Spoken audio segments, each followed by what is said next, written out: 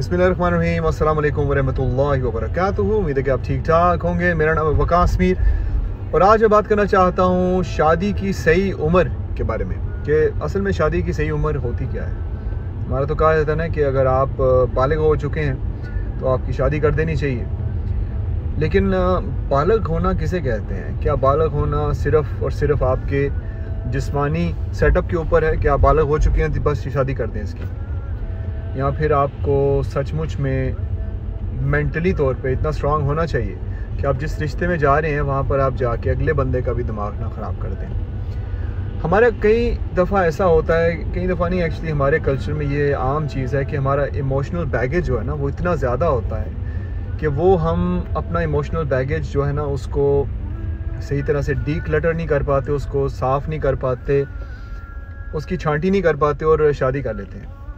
जब अगला बंदा हमारे साथ शादी करके हमारे घर में आता है, या फिर हम अगर एक खातून सुन रही हैं तो वो जब दूसरे के घर जाती हैं तो वो अपना इमोशनल बैगेज उनके साथ ले जाती हैं, और बंदे के पास पहले इतना इमोशनल बैगेज होता है तो दोनों का बैगेज जब होता है मिक्स तो फिर जाके झगड़े शुरू होते हैं, लड़ाइयाँ शुरू होती हैं, और एक दूसरे से एक्सपेक्टेशंस जो हैं और उन चीज़ों पे एक्सपेक्टेशंस ना रखना जिन पे रखनी चाहिए, उन पे रखना जिन पे नहीं रखनी चाहिए, ये एक किस्म की जंग शुरू हो जाती है। क्योंकि ऑब्वियसली आपने जिस तरह बचपन गुजारा होता है, जिस तरह आपके टीनेज ईयर्स जिस तरह गुजरे होते हैं, जिस तरह आपके घर में आपका माहौल होता है, उसी के साथ साथ आप अगले बंदे के साथ चले जाते हैं जो कि टोटली डिफरेंट बैकग्राउंड के साथ अपनी ज़िंदगी जी चुका है या जी चुकी है, और आपके साथ आके अपनी ज़िंदगी के उन सालों को गुजारना चाहती हैं या चाहता है जो कि शादी के नाम से जाने जाते हैं। लेकिन शादी ये इंडियन फिल्मों की तरह दरख्तों के इर्द गिर्द डांस करना नहीं है, बहुत कुछ होता है इसमें सबसे बड़ा इशू तो बनता है जी फाइनेंसिस का।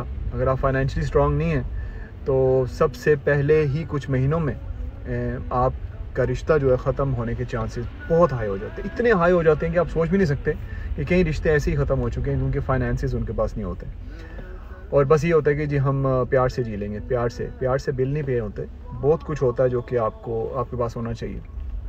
जाहिर सी बात है पैसा सब कुछ नहीं होता, लेकिन पैसा बहुत कुछ होता है। कोशिश आपने करनी है कि आप एटलीस्ट इतना अपने आप को स्टेबल कर लें कि आप किसी बंदे या किसी बंदी जो है खास तौर पे जिस सिचुएशन की मैं बात कर रहा हूँ उनको संभाल सकें। लेकिन क्योंकि बात इमोशनल बैगेज की हो रही है इसलिए मैं उसके ऊपर दोबारा जाता हूँ उस टॉपिक के ऊपर कि इमोशनल बैगेज जो है ना ये इतना इम्पोर्टेंट है, इसको डीक्लटर करना, इसको साफ़ करना, इसको डील करना शादी से पहले कि आप की ज़िंदगी जो है ना ज़मीन आसमान का आप कह सकते हैं उसको फ़र्क होगा दोनों में। कि आपका यहाँ तो ज़िंदगी जो है आपकी अच्छी गुजरेगी क्योंकि आपने समझ लिया है कि आपकी ज़िंदगी जो है उसमें इमोशनल जो बैगेज है आपका वो कितना आपको डैमेज कर चुका है या कितना करना चाहता था तो आप नहीं हुए। दो किस्म के बंदे होते हैं ना, एक तो इमोशनल डैमेज का समझ के, इमोशनल बैगेज का देख के अपनी ज़िंदगी को एक किस्म का ऐसे रख लेते हैं कि मैं बेचारा, मैं बेचारी। दूसरे ये होते हैं उनको पता होता है कि उनके ऊपर जो इमोशनल वज़न पड़ा हुआ है ना मुख्तलिफ सिचुएशंस का वो बेहतर हो चुका है। इमोशनल डैमेज ने उनको डैमेज नहीं किया। किसी ना किसी हद तक हमेशा लोग डैमेज होते हैं, ये हो ही नहीं सकता कि ना हो, लेकिन कुछ लोग अल्लाह ताला की तरफ से एक ऐसी उनको नेमत मिली होती है कि वो जान जाते हैं कि कब वो मिसयूज़ हो रहे हैं, कब उनके ऊपर इस तरह की सिचुएशन हावी की जा रही है कि उनका दिमाग जो है खिसक सकता है और फिर भी कंट्रोल रखते हैं। तो आपने अपनी शादी की उम्र जो है ना उसको अपने बालग होने के ऊपर नहीं रखना। ये और बात है कि बालग होना जो है वो बहुत ही अच्छी बात है, लेकिन हमारे कई बंदे हैं वो 40-50 साल की उम्र तक सही तरह से बालग नहीं होते दिमागी हवाले से। तो ये बालग होना जो है साइड पे करें। अपने आप को एटलीस्ट कुछ पॉइंट्स हैं उनके ऊपर आप माइंड अपनी पक्की रखें। अगर आप काम करने का शौक़ नहीं रखते तो आप खुदा के लिए शादी मत कीजिएगा, क्योंकि ऐसे बंदे जो कि काम जिनको ना मिलता हो लेकिन वो अप्लाई करते रहते हों या फिर अपना बिज़नेस शुरू करते हो ये और बात है, लेकिन अगर आप काम ही नहीं करते, ज़िम्मेदारी नहीं, आपकी ज़िम्मेदारी आपका एहसास आपके अंदर है ही नहीं, तो आपको शादी करने का मैं कहता हूँ हक़ नहीं होना चाहिए। आपको इजाज़त ही नहीं मिलनी चाहिए कि आप शादी कर सकें, किसी की ज़िंदगी बर्बाद कर सकें। अगर आप इस तरह के बंदे हैं जो कि काम ढूंढ सकता है, काम कर सकता है, काम शुरू कर सकता है और हमेशा आइडियाज़ आते रहते हैं और कोशिश करते रहते हैं, तो ये तो कमाल की बात है।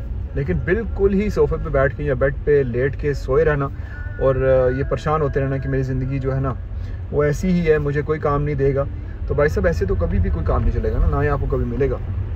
और जब आपकी शादी अगर होगी इस सिचुएशन में, इस तरह की माइंडसेट के साथ, तो फिर तो अगला बंदा जो है वो आप खुद अपने आप को वो इनवाइट कर रहे जी एक ऐसी ज़िंदगी में कि उनको समझ ही नहीं आएगी कि पहले 2 दिन तो सही गुजरेंगे, लेकिन बाद में समझ आ जाएगी कि बंदा कितने पानी में है। तो आपने फाइनेंशियली अपने आप को थोड़ा सा एटलीस्ट स्ट्रांग रखना है। अगर आप फाइनेंशियली स्ट्रांग नहीं हैं तो इतनी हिम्मत आप में होनी चाहिए कि आप ज़िम्मेदारी का एहसास उठाते हुए कोशिश कर सकें कि हमेशा कुछ ना कुछ ढूंढते रहें, कुछ ना कुछ करते रहें। अपने फाइनेंसेस ना होने के बावजूद भी बहुत बंदे हैं जी जो कमाल के आइडियाज़ लेके आते हैं और किसी ऐसे बंदे के साथ मिल जाते हैं जिनके पास पैसे होते हैं और कहीं से कहीं निकल जाते हैं। उसके बाद आपका मेंटली स्ट्रांग होना बहुत ज़रूरी है, क्योंकि मेंटली स्ट्रांग नहीं होंगे और दीन के साथ आपका ताल्लुक़ नहीं होगा तो आपकी शादी जो है वो किसी न किसी जगह पे आके मसला उसका बनेगा।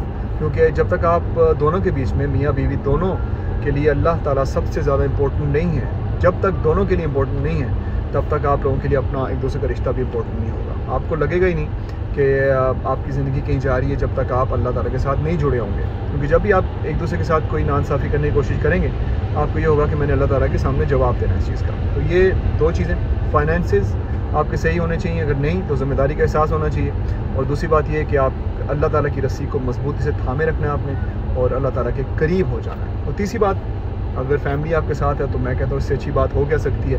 फैमिली को साथ रखें, खुश रखें।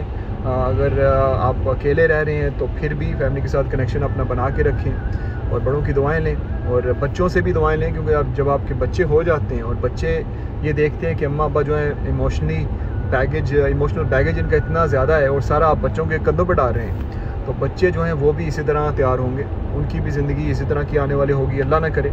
लेकिन हम खुद अपने बच्चों को एक किस्म का हमने साइकोलॉजिस्ट बनाया होता है अपना, कि जब भी हमें कोई मसला होता है हम उनके साथ डील करते हैं। बेटा बताते हैं कि बेटा आज आपके पापा ने ये किया, या फिर बेटा आपकी मामा ने आज ये किया, आज आपकी मामा ने ये कहा, आपके चाचा जी ने कि आपके मामू ने ये कहा, तो क्या करना है? बच्चे को नहीं पता, आपको नहीं पता तो बच्चा क्या बताएगा आपको। तो आपने बच्चों को अपने इन इमोशनल इमोशनल इश्यूज़ से दूर रखना है, क्योंकि वो बच्चा आपका बच्चा है, आपका कोई साइकोलॉजिस्ट या आपका कोई कोच वगैरह नहीं है। तो बच्चों को बच्चा रहने दें, जिस तरह आपको आपके बड़ों ने या फिर उनके बड़ों ने बच्चा रहने दिया और अपने काम में मगन रहते थे। वो थोड़ी देर के लिए देखेंगे कैसे उनकी ज़िंदगी आप बचा सकते हैं इस इमोशनल डैमेज से।